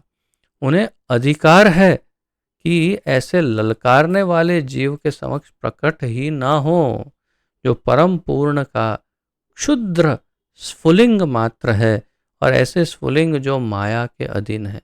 बिल्कुल हमारी तुच्छता का यहाँ वर्णन प्रभुपाद जी कर रहे हैं। भगवान को अधिकार है ऐसे ललकारने वाले, चुनौती देने वाले समक्ष के जो मूर्ख हैं उनके समक्ष प्रकट ही ना हो। भगवद गीता में एक श्लोक में कहते हैं, योग माया समावृतः मूढ़ोयम नाभिजानाति। मूर्ख लोग मुझे नहीं जानते। क्यों? क्योंकि मैं योग माया द्वारा ढका हुआ हूँ और ऐसे मूर्खों के सामने अपने आप को उजागर नहीं करता हूँ मैं। तो वे अपने आप को प्रकट नहीं करते हैं ऐसे मूर्खों के सामने।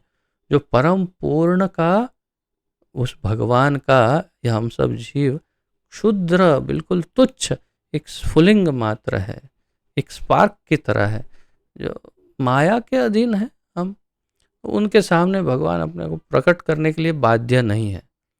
भक्तगण विनीत होते हैं, अतः यह दिव्य ज्ञान भगवान से ब्रह्मा को, ब्रह्मा से उनके पुत्रों तथा शिष्यों को क्रम अनुसार प्राप्त होता है। क्योंकि भक्त विनम्र होते हैं, इसीलिए ज्ञान उन्हें दिया जाता है। इस विधि में ऐसे भक्तों के अंतःकरण में स्थित परमात्मा द्वारा सहायता मिलती है और दिव्य ज्ञान सीखने की यही सही विधि है। ये पूरा बहुत महत्वपूर्ण, इसे हम मार्क करते हैं।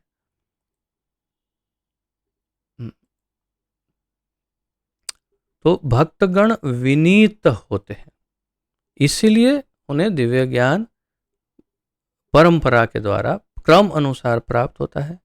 और इस विधि में भक्तों के अंतःकरण में रहने वाले चैत्य गुरु परमात्मा से सहायता मिलती है और दिव्य ज्ञान सीखने की यही सही विधि है, यही योग्य विधि है।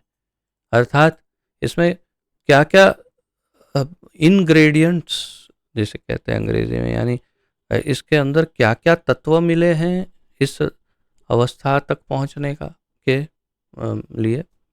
सबसे पहले विनम्रता, यानी ये स्वीकार कि मैं कुछ नहीं हूँ, मैं महामूर्ख मात्र हूँ और कुछ नहीं हूँ, ये स्वीकार। फिर उसके बाद आएगा भगवान की कृपा, और कृपा कैसे आएगी? परंपरा के माध्यम से, क्रम अनुसार। और फिर धीरे धीरे भक्त के अंतःकरण में रहने वाले परमात्मा भी जागृत होंगे और वे भी धीरे से ज्ञान रिलीज करना प्रारंभ करेंगे। ठीक है, ये अब मेरा शरणागत है, मैं उसे ददामि बुद्धि योगम तम, अब ये मैं ज्ञान उसे देने लगता हूँ। दिव्य ज्ञान सीखने की यही विधि है। इस अनुभूति के द्वारा भक्त आत्मा तथा पदार्थ के अंतर को सही सही समझ पाता है, क्योंकि आत्मा तथा पदार्थ की गांठ भगवान द्वारा खोली जाती है। आत्मा और पदार्थ की जो गांठ है, गुत्थी, गांठ, ग्रंथि, वो कैसे सुलझाई जाए? तो वो केवल भगवान ही खोल सकते हैं। यह ग्रंथि अहंकार कहलाती है, जिससे जीव झूठे ही अपने आप को भौतिक पदार्थ मानता है। तो ये झूठा अहंकार है कि मैं ये शरीर हूँ, देहात्म बुद्धि, ये ग्रंथि है। अतएव ज्यों ही यह ग्रंथि ढीली पड़ती है, संशय के सारे बादल तुरंत छट जाते हैं। तो जैसे ही ये ग्रंथि थोड़ी ढीली पड़ती है, उसके आर पार निकलता है जीव, तो जो शंकाएं हैं उसके बादल तितर बितर हो जाते हैं, छट जाते हैं, टूट जाते हैं, छिन्न भिन्न हो जाते हैं, छिंद्यन्ते। मनुष्य अपने स्वामी का दर्शन करने लगता है और सकाम कर्मों के बंधन को समाप्त करके वह भगवान की दिव्य प्रेमा भक्ति में लग जाता है।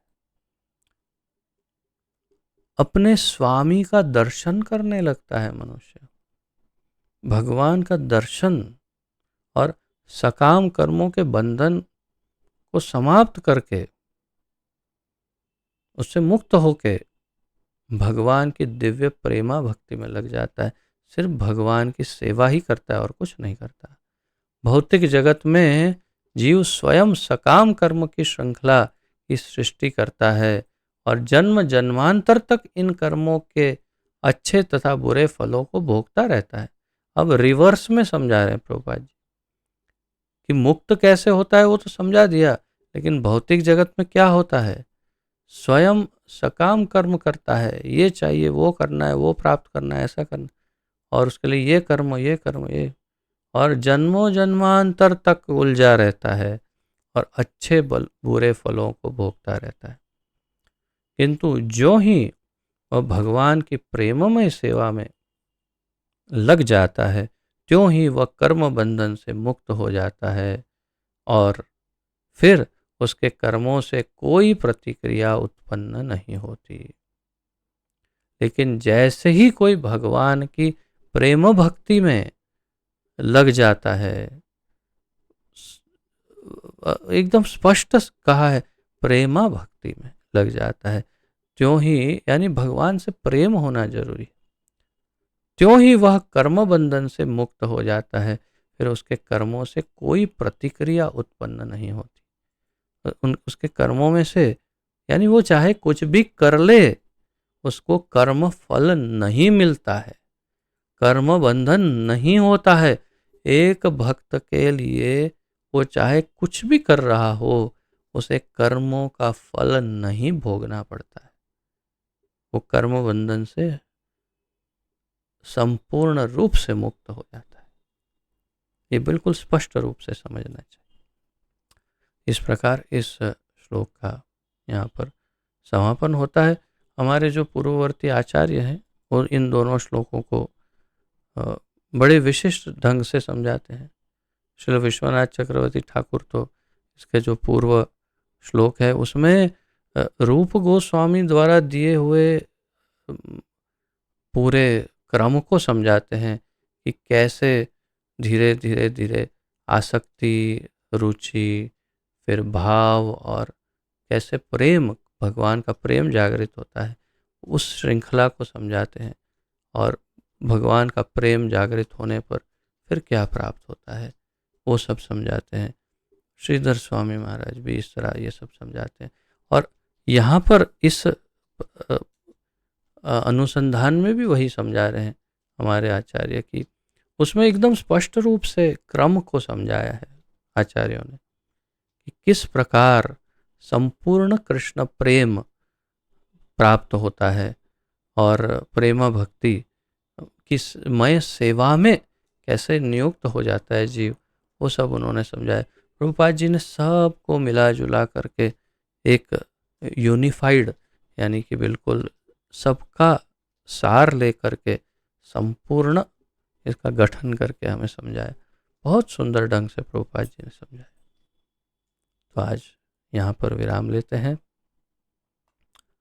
किसी का यदि कोई प्रश्न हो, उत्कंठा, जिज्ञासा आदि, तो पूछ सकते हैं, प्रस्तुत कर सकते हैं।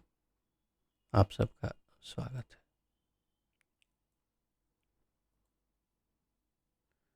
कुसुम लीला माता जी। हरे कृष्णा प्रभु जी, दंडवत प्रणाम।